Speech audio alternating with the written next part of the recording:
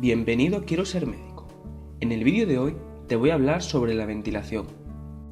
Para evaluar la función pulmonar de una persona se realizan pruebas de función pulmonar con el espirómetro. Es importante conocer ciertos volúmenes y capacidades vitales. El volumen corriente es el aire que se mueve durante una expiración normal y suele ser de unos 500 mililitros.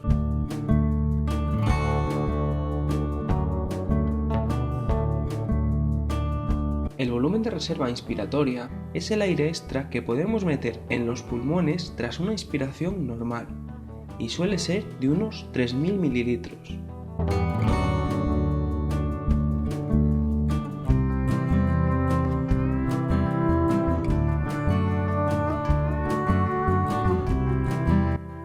El volumen de reserva expiratoria es la cantidad de aire que se puede exhalar de una forma forzada después de una expiración normal y ronda los 1100 mililitros.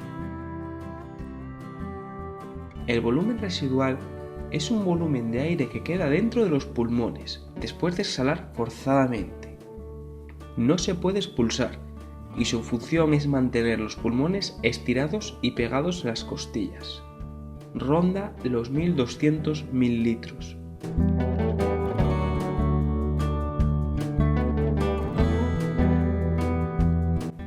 En cuanto a las capacidades pulmonares, no son más que la suma de dos o más volúmenes pulmonares. Tenemos la capacidad vital, que es la suma de los volúmenes de reserva inspiratoria, expiratoria y volumen corriente.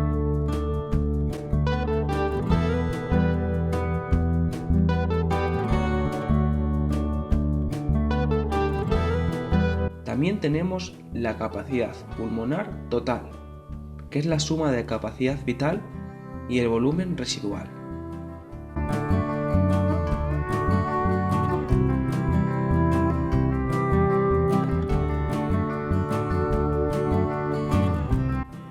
Por otro lado, la capacidad inspiratoria es la suma del volumen corriente y el volumen de reserva inspiratorio.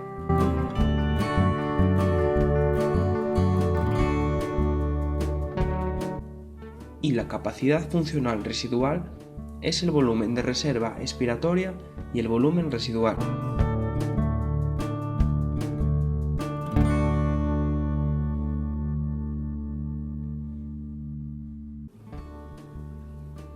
Para que el aire fluya hacia los pulmones, lógicamente la presión dentro de ellos debe ser más baja que la atmosférica. El descenso de la presión se produce gracias a la contracción del diafragma.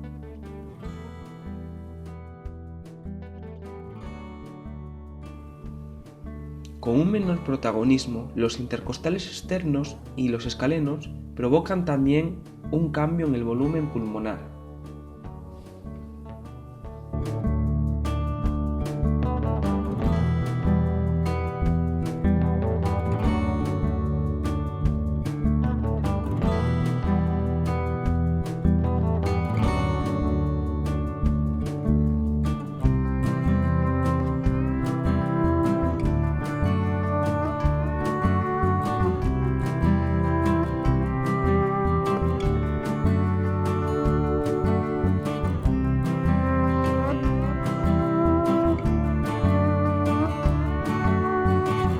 El punto A1 representa el tiempo en el cual la presión alveolar es igual a la atmosférica.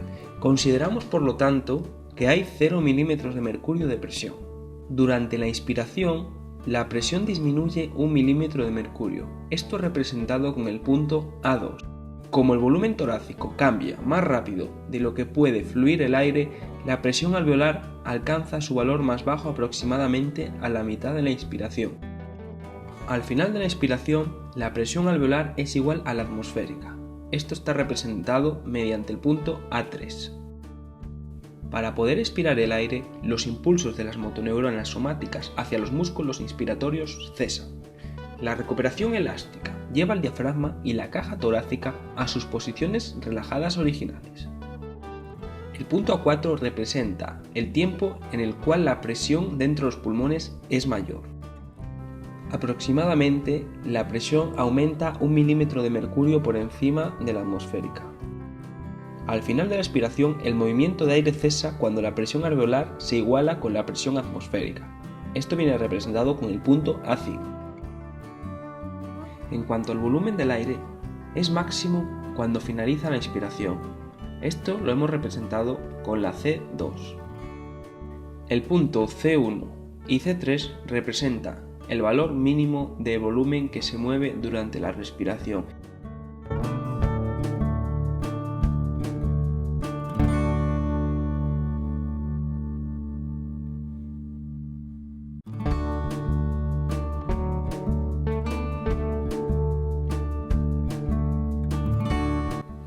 Hay que conocer dos términos. El primero es la distensibilidad, que es la capacidad de estirarse de los pulmones, y el segundo es la elasticidad, que es la capacidad para resistir a la deformación. La disminución de la distensibilidad provoca que deba ejercerse más trabajo para estirar un pulmón rígido. Este suceso ocurre en enfermedades pulmonares restrictivas y en enfermedades fibróticas pulmonares. También se puede deber a una inadecuada producción de surfactante.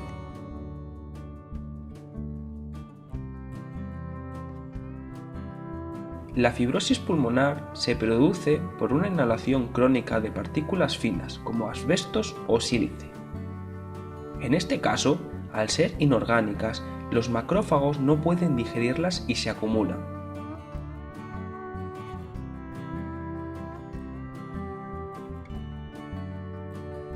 Esto provoca un proceso inflamatorio seguido de producción de factores de crecimiento por parte de los macrófagos.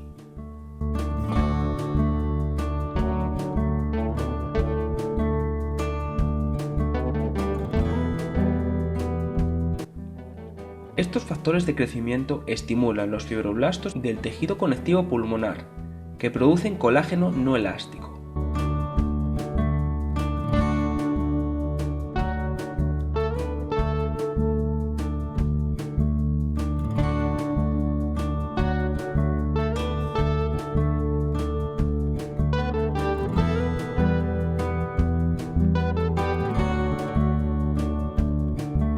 Lamentablemente, este proceso no se puede revertir.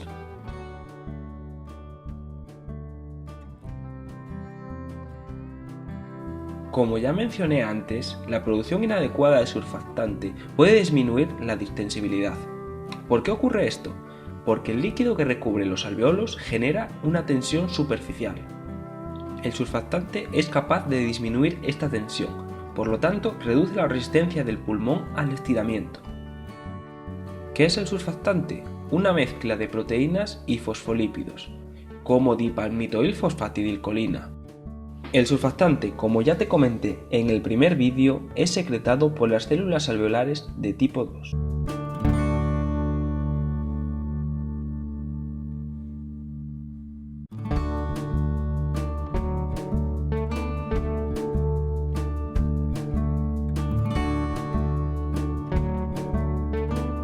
Los bebés prematuros a veces no tienen concentraciones adecuadas de surfactante y desarrollan el síndrome de dificultad respiratoria del recién nacido.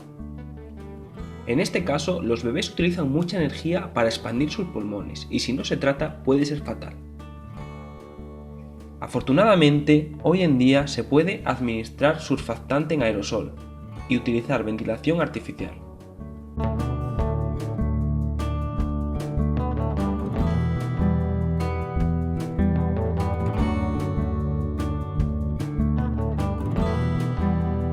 ¿Cómo afecta el diámetro de las vías respiratorias a las resistencias en la ventilación?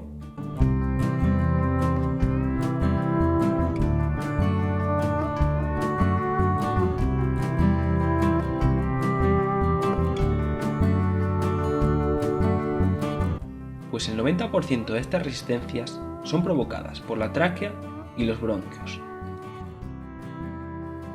Esto es debido a que estas estructuras están sostenidas por cartílago y hueso, y sus diámetros no pueden cambiar.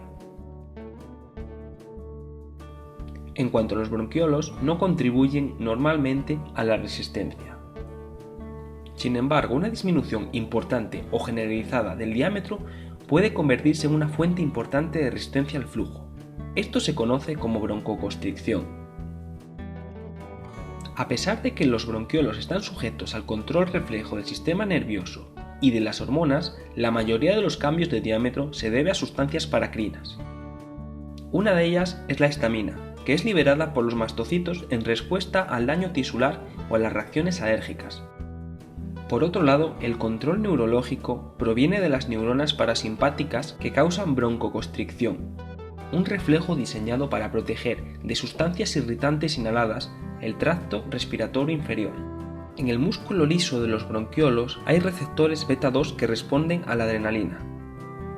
La estimulación de estos receptores relaja el músculo liso y provoca broncodilatación. Es una diana útil en el tratamiento del asma o las reacciones alérgicas.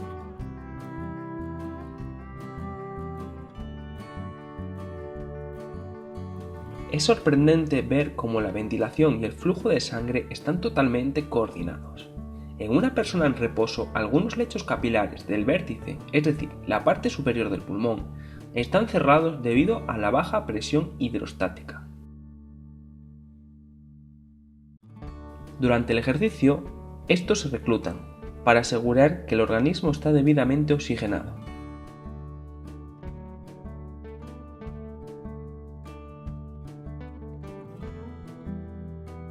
A nivel local, el organismo intenta equiparar el flujo de aire y sangre variando el diámetro de las arteriolas y bronquiolos. Esto se entiende fácilmente con un ejemplo. Si la ventilación en un alveolo disminuye, la presión de oxígeno también disminuye y aumenta la presión de CO2.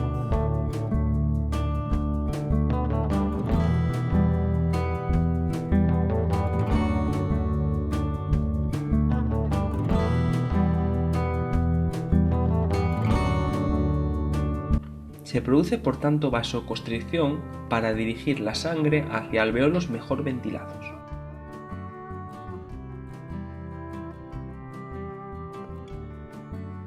Hay que tener en cuenta que estos mecanismos de regulación no son eficaces en sucesos como el bloqueo de la arteria pulmonar o bloqueo de las vías aéreas superiores, como la tráquea.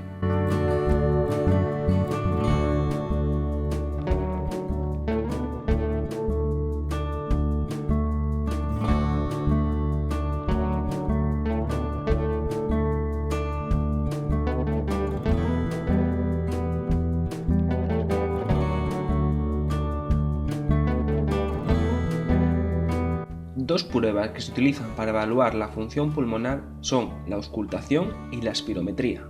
La auscultación de sonidos respiratorios es una técnica diagnóstica importante en la medicina pulmonar.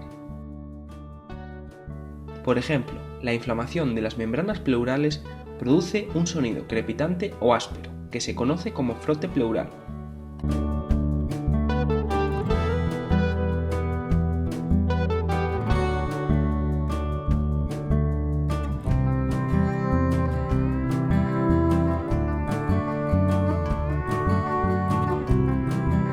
En las enfermedades obstructivas crónicas se escucha un silbido del aire a través de las vías aéreas.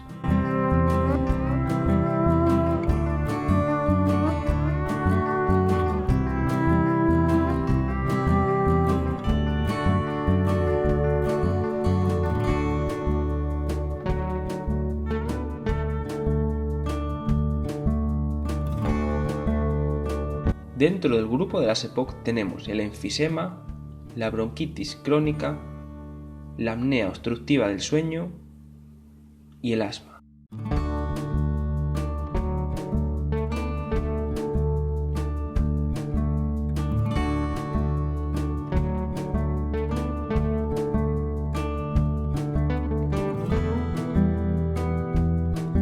El asma es una enfermedad inflamatoria que produce broncoconstricción y edema de las vías aéreas. La broncoconstricción, en este caso, es causada por acetilcolina, histamina, sustancia P,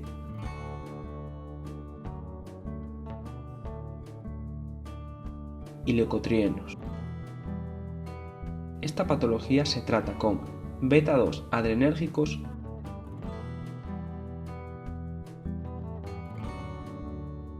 antiinflamatorios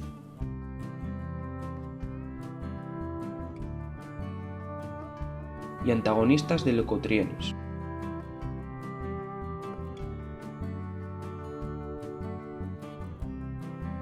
Con esto finaliza el vídeo de hoy y los vídeos relacionados con la mecánica de la respiración.